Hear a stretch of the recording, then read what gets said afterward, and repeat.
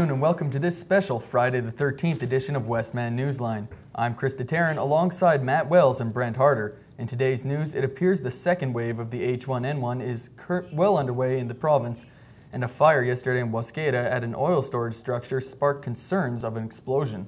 And Matt will be in with sports. Matt, I understand there's a big game at Westman Place tonight. Yeah, you got it, Chris. And the Wees have a big showdown tonight against the Saskatchewan Blades, who have currently sit in the list of the entire Westman League. To see how the... Thanks, Matt. Brent will be in with weather. Brent, I'm not very happy with you today. I had to pull out my ice scraper again this morning. Whoa, Chris, don't shoot the messenger, but don't worry. I've got some good news coming to get you and everybody else through the weekend. But for now, it's currently sunny and -1 in the Wheat City with the wind out of the southwest at 7 kilometers per hour. I'll have full weather details later, Chris, but for now, back to you. Manitoba Health Minister Teresa Oswald says the increase in swine flu cases shows the second wave of the virus is well underway. Health officials say there have been 225 new lab-confirmed cases in the province this week, bringing the total number to almost 300. This comes at a time when the province has begun reopening clinics in Brandon and Winnipeg in an effort to get the flu shot to children between the ages of 6 months and 18 years.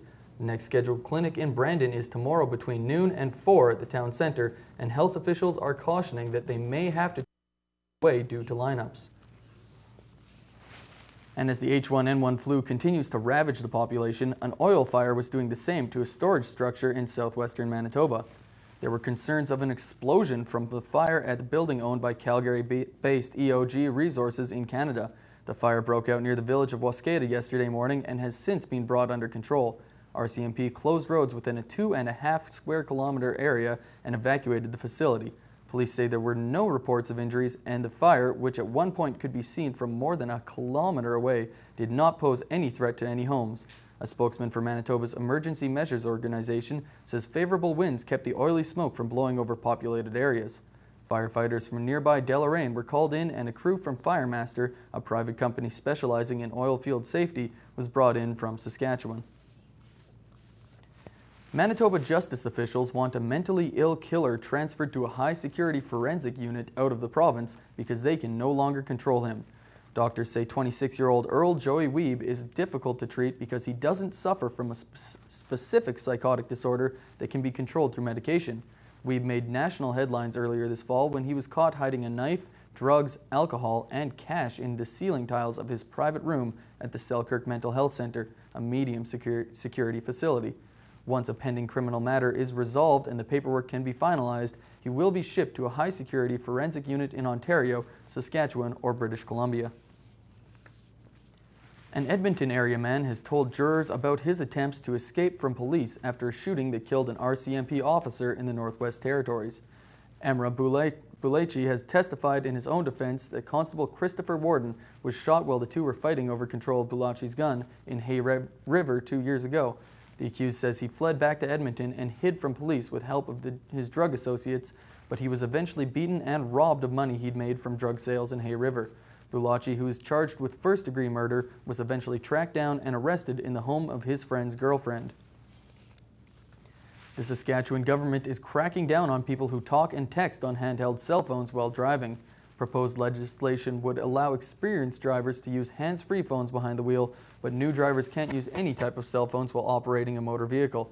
June Draud, minister responsible for Saskatchewan government insurance, says using a cell phone to talk or text while driving is clearly dangerous. Studies suggest drivers who text are up to 23 times more likely to be involved in a collision than a non-distracted driver. So if you're watching Westman Newsline on the internet via your cell phone, please turn us off, or at least pull over. And with that in mind, let's take a look at where our money markets are currently sitting.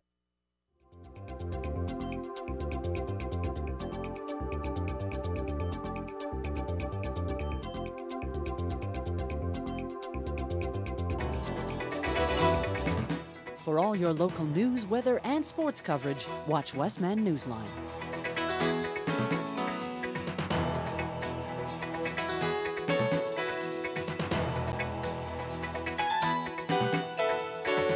Broadcasting from Assiniboine Community College on Tuesday, Wednesday, and Thursday at 1 o'clock. During this busy time of year, extra effort is expended by the staff and volunteers of the Samaritan House to help those in need. Things are in full swing at the food bank in downtown Brandon, where good food and gracious people are always in stock. Samaritan House members are provided with a bi-weekly food hamper, which includes a supply of vegetables, milk, meat, and bread. More than 30 new families a month have joined the food bank since January. Samaritan House has numerous volunteers who help out on a regular basis. More than 80% of the food at the Samaritan House comes from loyal Brandon donors and is collected through schools, churches, and other sponsors. Preparations are currently underway for the upcoming event Singing for Supper, an important benefit for national food banks. Tom Jackson is coming to Brandon on December 1st this year. He has been doing an annual tour across the country, stopping at over 20 locations to do a concert in support of food banks in every province across Canada.